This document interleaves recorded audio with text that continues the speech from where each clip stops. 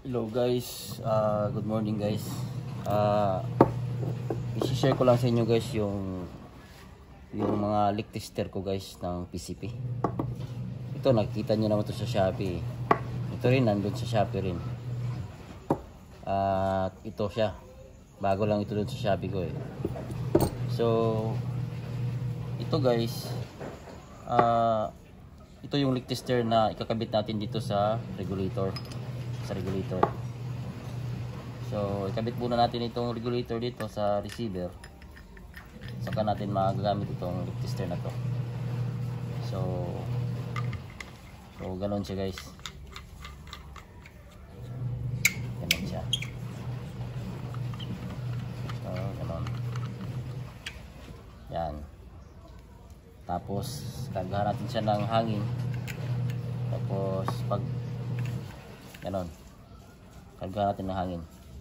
So ganoon rin itong leak tester na to guys. Ang kaibahan lang nito, ito siya, meron siyang bleeder. Meron siyang bleeder na kung gusto mo na ilabas agad yung hangin, so meron kayo itong release valve. Release valve siya. So itong dalawa na to medyo parehas lang. Ito lang siya may bleeder. So ngayon naman, lalo na dun sa mga maraming unit na gusto dun sa mga air gunner na maraming PCP, mahirap kasi na meron pa tayo, lagyan pa natin ng regulator yung receiver para mag leak test. So ngayon gumawa ko ng all-in na siya na leak tester. Meron na siyang parang regulator na rin siya.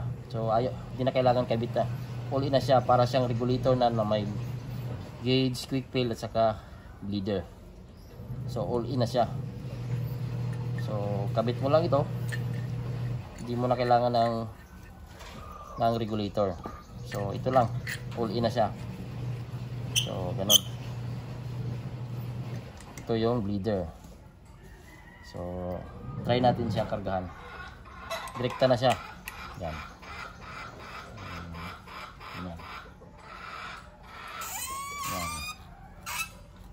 Yan. So yan. May hangin na. Yan. May hangin na. Yan. So all in na siya guys. Hindi mo na kailangan na lagyan pa ng regulator.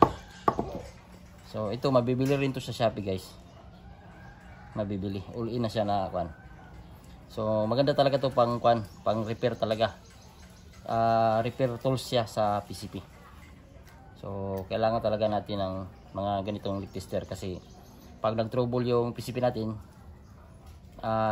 di natin agad mahanap kung saan yung leak, or kung mayroon mang leak, kailangan pa natin ikabit yung malaking tangke natin para maghanap ng leak. So after mo makakarga nito, lagyan mo dito ng mga bubbles yung sa yung sabon. Yan.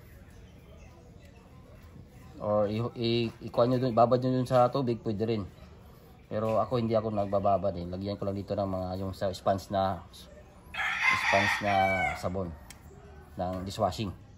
Ilagay ko lang dito sa mga kung saan yung mga may butas dito. Ito. Ilalagay ko dyan kung meron bubula, yun. Lalaman natin kung may leak ba. So yan. So ito lang guys. Gusto mo na tanggalin yung hangin, so release mo lang dito. Meron tayong release valve dito. Yan. Stainless yan, no? CNC to lahat guys. CNC. Pinasadya ko talaga to na leak tester guys. Available to sa Shopee guys. Yan. Okay. Wala ng hangin, tanggalin mo lang. Yan.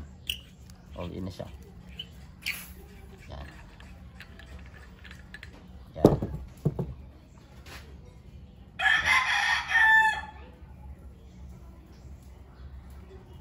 Thank you guys. Thank you.